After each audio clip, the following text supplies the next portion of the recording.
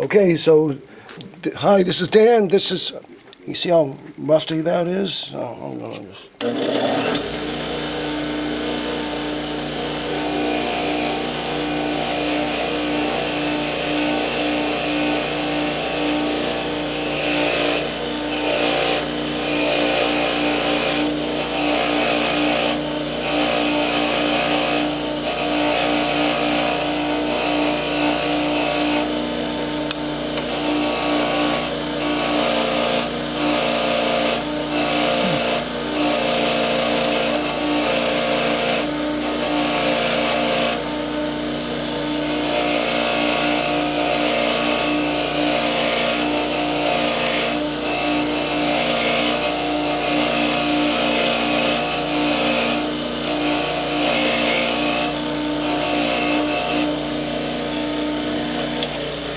And I'm going to spray this.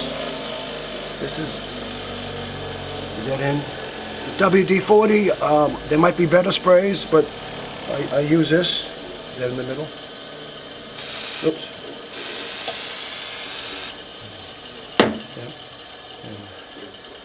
Yeah. And alright, so that's the best we can do at the moment.